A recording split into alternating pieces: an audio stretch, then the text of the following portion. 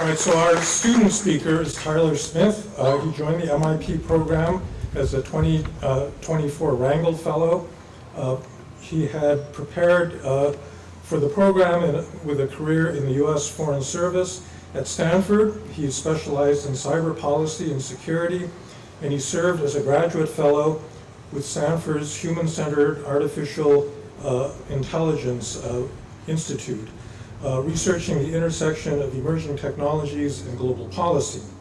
Beyond his academic work, Tyler was co-president of the International Policy Student Association and social chair of Stanford Black Graduate Student Association, helping to build community across campus. He also interned at the U.S. Embassy in Singapore, where he supported research on quantum computing in Southeast Asia's growing AI ecosystem. Tyler was nominated by his classmates to be this year's speaker and to speak on behalf of the graduating class of 2026. Join me in welcoming Tyler.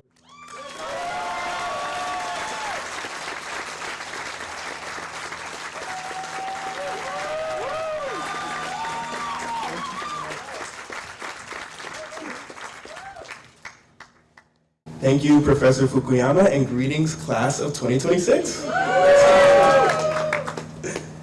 As we celebrate our achievements today, I want to take the moment to thank the people who made this journey possible. To our families, spouses, and supporters who stood beside us through the highs and the lows, thank you. To the MIP program team, as well as the mentors across campus who guided us throughout our time here, thank you. To the staffers who served us food, took out the trash, and cleaned off the whiteboards, none of this would have been possible without you.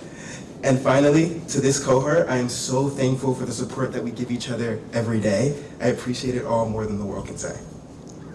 Fellas, we've come a long way.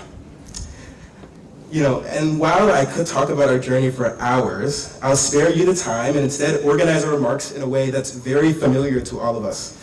Problem identification, solutions development, and implementation. That's right, guys, I'm leaning all the way in. Welcome to our final session of Policy Change Studio.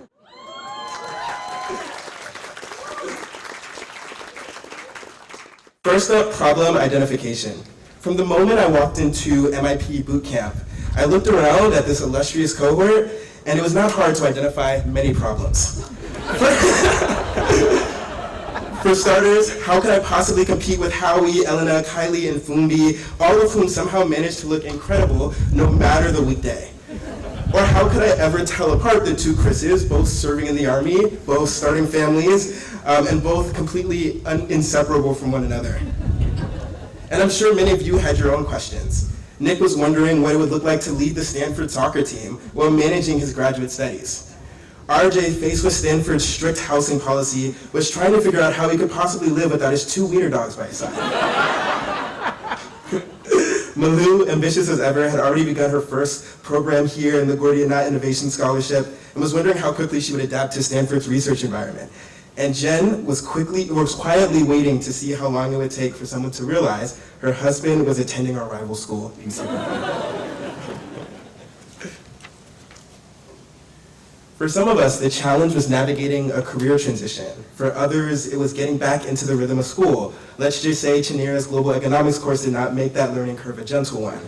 I had some of these questions, and many others. And as I looked around at my amazing cohort, I think one of the biggest questions was, who did I want to be during this chapter of my life? And as our first quarter kicked into full steam, I remember we started developing solutions quite quickly.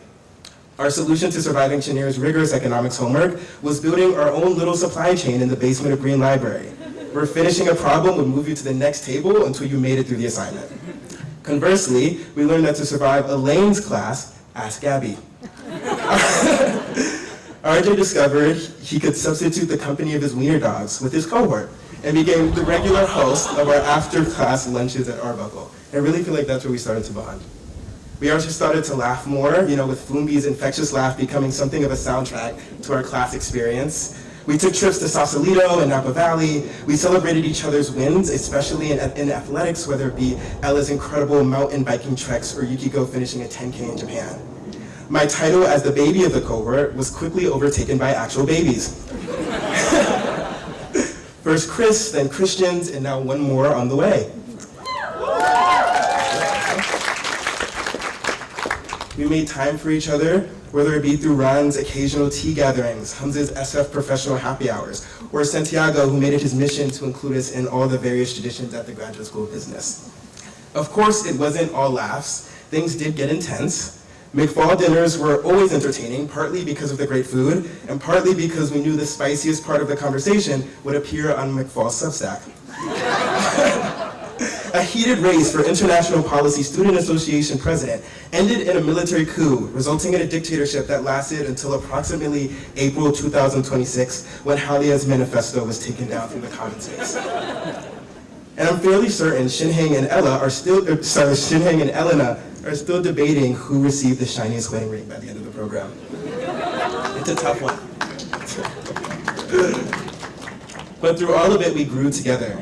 And the passion and full presence of my cohort gave me the answer to the question that I've been seeking.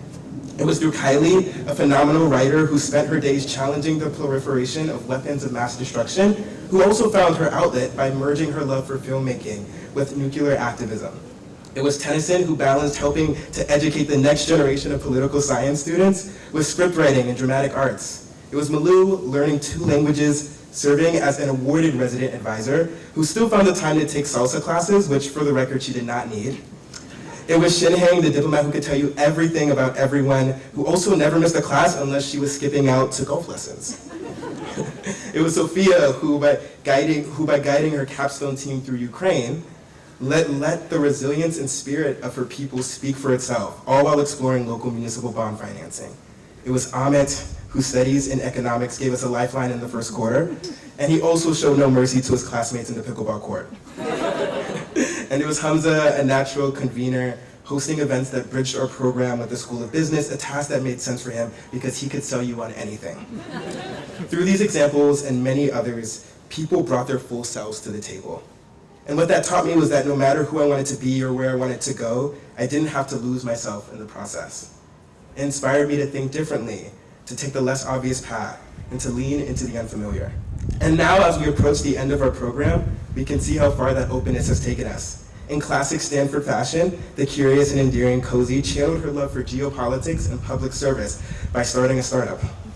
Luke is now a 2nd lieutenant, a remarkable achievement that is only slightly overshadowed by completing beta breakers twice, 2 years in a row. We have colleagues who have published research, attended conferences, and made a real impact. And then there's folks like Fumbi who can do all of that and still find the time to immediately post it on social media. And last but not least, our community has only grown. From dual degree students like Ashraf, whose summers highlighted connecting with investment bankers and students in the School of Business, to meet cutes and marriages of Hamza, Khalifa, Shinhang, and Elena, whose partners have become honorary members of our cohort. And so we arrived to the final phase, implementation. These 2 years have not all been sunshine and rainbows. Uncertainties around visa situations continue to affect us even as we walk across stage.